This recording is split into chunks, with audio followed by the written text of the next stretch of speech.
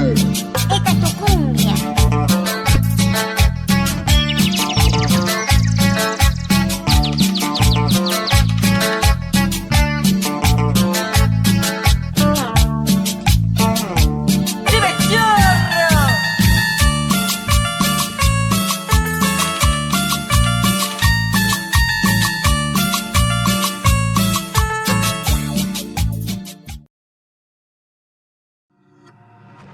Introducción e idea general del proyecto.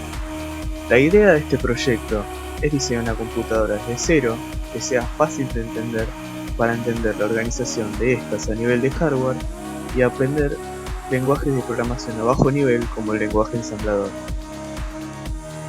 La computación avanzó muchísimo en los últimos años. Más memoria, más capacidad de procesamiento, mejores gráficos, mejor sonido. Pero entonces, ¿por qué vamos a utilizar estos chips viejos? La idea es que siendo chips más simples puede ser más fácil entender estructuras de computación y aprender lenguaje ensamblador, que es el objetivo principal del proyecto que nosotros queremos.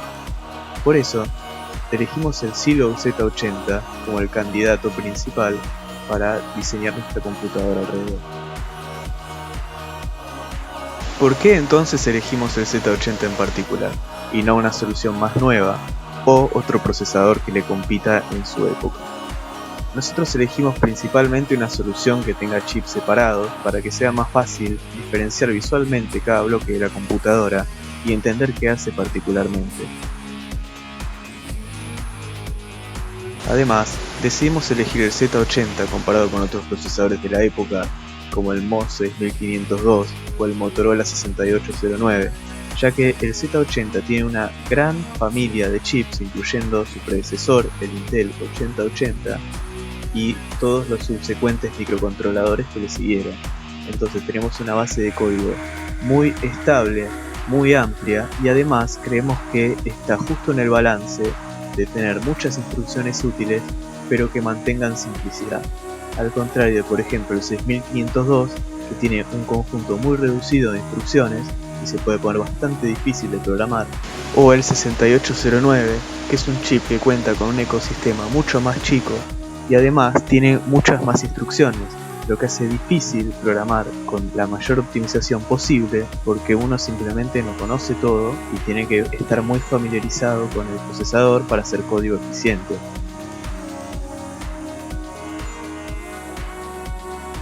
Además, el Z80 posee algunas características interesantes que nos parecieron muy útiles a la hora de elegir el procesador. Por ejemplo, a diferencia del 6502, el Z80 cuenta con dos mapas de memoria, uno dedicado a la entrada y salida, puede servir para dispositivos como un UART o un registro de salida o uno de entrada. Esto hace muy fácil la interacción con estos dispositivos desde el lado del código, porque simplemente tenemos que usar dos instrucciones para interactuar con ellos, IN y OUT, o algunas instrucciones que son conjuntos de varios IN o varios OUT, por ejemplo OT y R, pero en general sigue manteniendo una simplicidad que nos pareció clave para el objetivo del proyecto. En resumen, la idea del proyecto es armar una computadora fácil de entender desde los niveles más bajos, es decir, desde el hardware y el lenguaje assembler, y que facilite aprender estructuras de computadoras y lenguaje ensamblador fácilmente.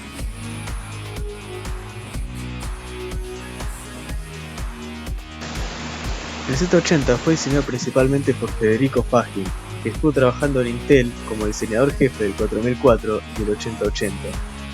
Cuando se terminó de producir en 1974, Fagin dejó Intel, fundó Silo y comenzó a trabajar en el diseño del Z80, basándose en la experiencia adquirida creando los anteriores mencionados, basándose en la estructura de 8080 y algunos circuitos integrados más.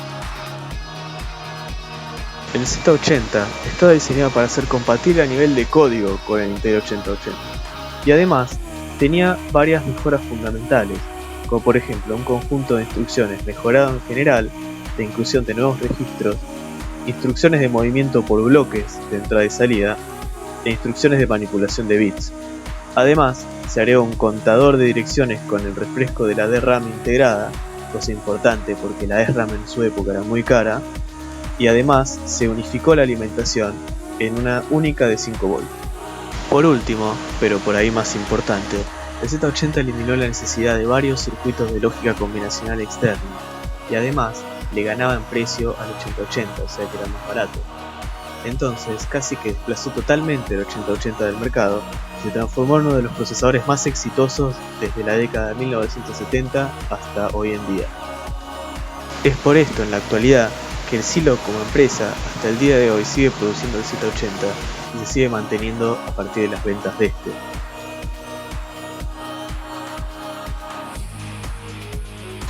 Funcionamiento básico del sistema. El funcionamiento del sistema es bastante simple. La mayoría se reduce a programación. En hardware, lo principal es el microprocesador, que tiene un bus de address o dirección que indica a dónde o de dónde se quiere recibir o enviar una palabra de 8 bits, que se encuentra en el bus de data o datos. Sería como enviar un paquete por correo. El address sería la dirección del establecimiento donde enviar el paquete y el bus sería el paquete en sí. Lo que resta es implementar circuitos de lógica combinacional para determinar estas direcciones. De lo contrario tendríamos un conflicto y la computadora no funcionará correctamente. En la imagen podemos ver cómo funcionaría algo así. El address está conectado a la RAM y a la ROM, así como al bus de datos, pero para que no entren en conflicto, se le agrega un inversor controlado por la línea A14 del bus de address, que a su vez controla el output enable o el write enable de cada integrado. Es decir, si un programa necesita leer la ROM, debe llamar a una instrucción para setear A14 como low, y si necesita escribir o leer la RAM, setea A14 como high, y simplemente expone los chips al bus de datos. Como dijimos antes, el Z80 que utilizaremos tiene una particularidad. Tiene dos pines llamados IO Request y Memory Request. Esto da dos memory maps totalmente distintos, con el detalle que en el de Input-Output solo se usan los pines de address A0 a A7, mientras que en el resto de los pines de address se exponen los contenidos del registro A, que son las memorias de 8 bits dentro del procesador. Esto nos daría espacio para 256 bytes, o 256 dispositivos máximos conectados al bus de 8 bits. Comparados con los 6536 del mapa de memoria, por 2 elevado a la 16 versus 2 elevado a la 18, parece muy poco, pero de todas formas resulta inmensamente útil porque ahorra la lógica combinacional que necesitaríamos en un procesador como el MOS 6502, que tiene un solo memory map. Nosotros utilizaremos el mapa de entrada-salida para el UART, por ejemplo, en este caso ubicado en la dirección 00 de este bus. Estas dos últimas señales mencionadas forman parte de una especie de tercer bus al que se denomina bus de control. Esto consiste de varias señales de control que utiliza el procesador para monitorear y para controlar el estatus del sistema. Por ejemplo, bus request es una señal utilizada para que dispositivos externos al procesador tomen control del bus principal y mientras el procesador no haga nada. Cuando el procesador reciba una petición para tomar control del bus, terminará su tarea y se te dará la señal bus acknowledge para hacerle control a este dispositivo. También están RD y WR, que respectivamente indican si el procesador realizará una operación de lectura o de escritura. También está refresh, que se utiliza para RAM dinámica. Utilizaremos RAM estática, es RAM en el proyecto, por lo que esta señal no será necesaria. IO request y memory request ya fueron mencionadas, pero para repasar, son las que se encargan de determinar qué mapa de memoria se va a utilizar, el de la memoria tradicional o el especial de input-output del Z80.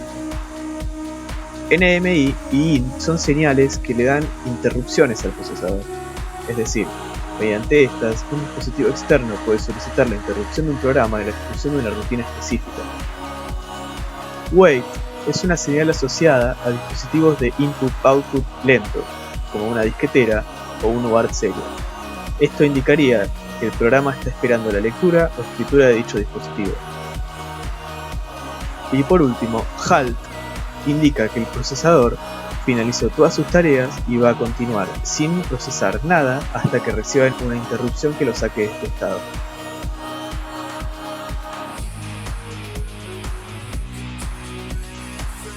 Desarrollo e inconvenientes.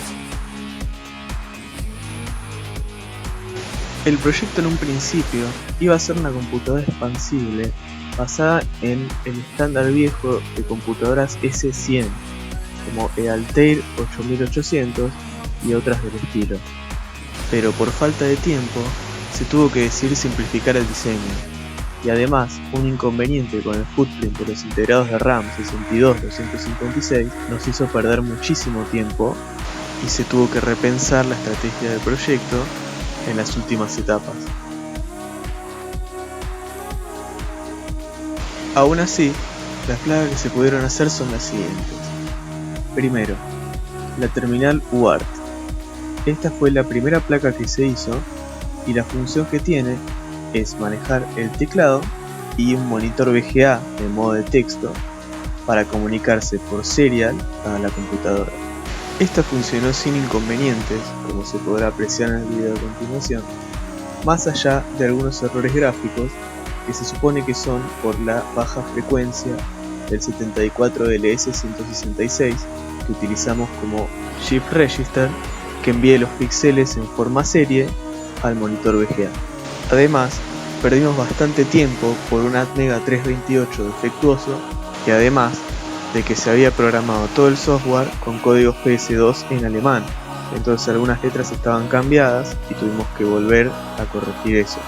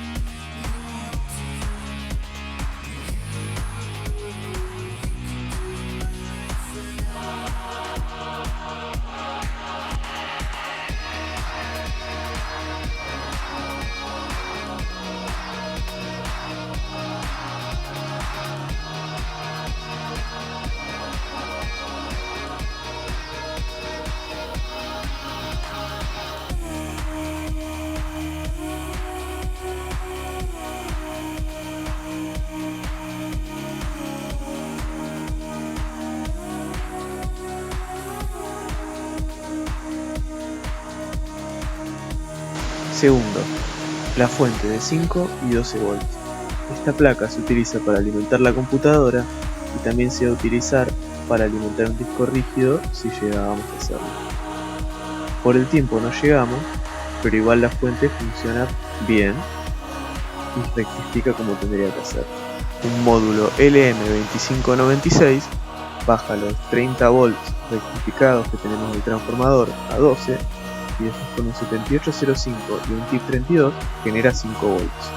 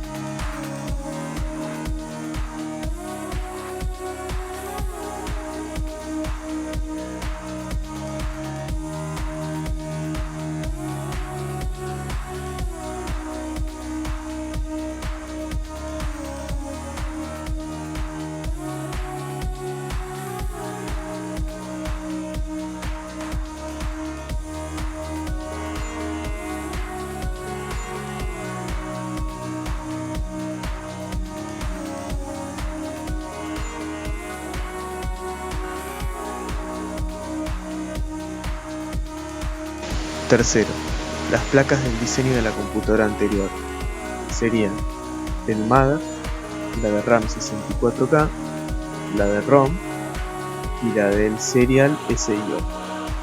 Estas no se pudieron llegar a probar por el inconveniente anteriormente mencionado con la placa de RAM. Por falta de tiempo, la de RAM no se puede volver a hacer y por eso decidimos simplificar el proyecto y terminar haciendo el diseño final en una placa experimental. Y por último, la placa de la computadora que actualmente está funcionando. Esta sufrió cambios muy importantes del diseño original que habíamos planteado a principio de año. Primero que nada, se descartó la EEPROM y el chip UART y se apostó por un Arduino Mega que simule estos dos. Debido a la respuesta del Arduino Mega, el procesador Z80 debe estar con una frecuencia de clock más baja, de aproximadamente 100 kHz, para que pueda responder el Arduino en el tiempo necesario especificado en el datasheet del Z80. Esto se eligió porque da cierta conveniencia. Por ejemplo, la posibilidad de cambiar la configuración del UART y de la ROM directamente desde la programación del Arduino, porque están las dos implementadas en software. Además, elimina el inconveniente de necesitar un programador EEPROM cada vez que se desea cambiar el software de la computadora.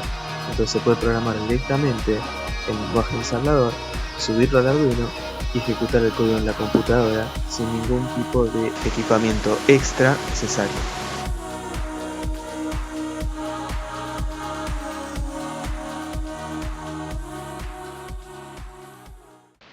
Bueno, acá vamos a probar el programa. Acá por ejemplo yo meto el Arduino a ver si se escucha. Yo acá tengo un código que hice.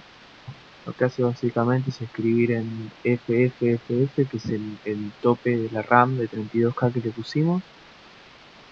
Le escribo una O y después lo lee de nuevo. Básicamente es para probar la RAM. Y esto out lo manda por el serial.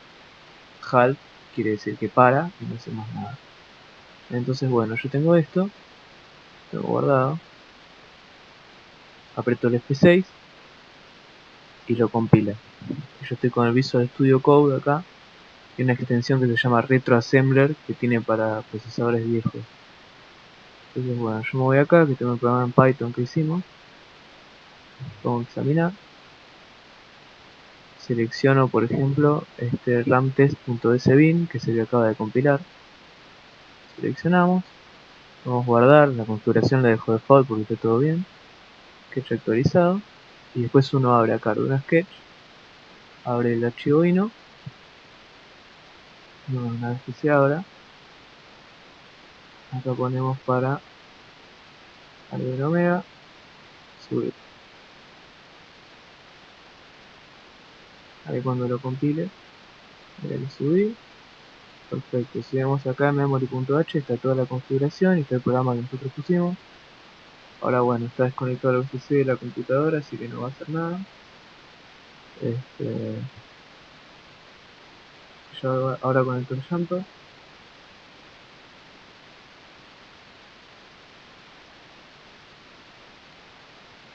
Ahora se ve que ahí está. Se ve el mega OK, que quiere decir que arrancó el Arduino. Y la O. Yo ahora si aprieto el reset, manda la O de nuevo. Una trae la otra. Y después también lo que yo puedo hacer es un hex dump. Le puse un botón acá que lo que hace es básicamente poner toda la memoria virtual por el serial. Yo aprieto el botón y lo mando. Y acá se ve por ejemplo el código que copió el Arduino 000. Porque acá se ve la O. Y este es el código que hace. Lo copia FFF y bueno, todo eso. Bueno, igual si aprieto reset acá sigue funcionando como si nada.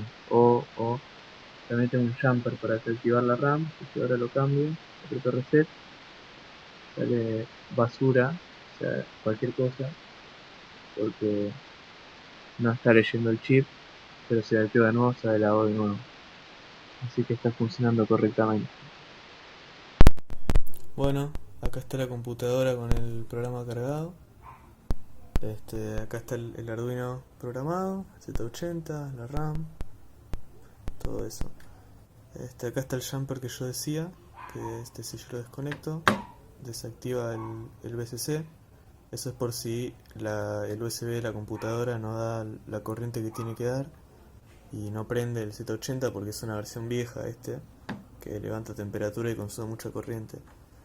Estos son los LEDs de status que hay acá, unos 74241 que uso para manejar estos LEDs, porque no los podés conectar directamente al bus porque si no el Z80 hace cosas raras. Pues abajo de esto también hay un par de puertas lógicas que sirven para la RAM. Acá hay una SOR, hay unas NOT, es un 7432 y un 7404. Hay un 555 que uso como monoestable para resetear. Y bueno, aprieto reset. Este LED amarillo es halt, entonces así se queda un tiempo en reset y después se va a halt, que quiere decir que ya terminó el programa.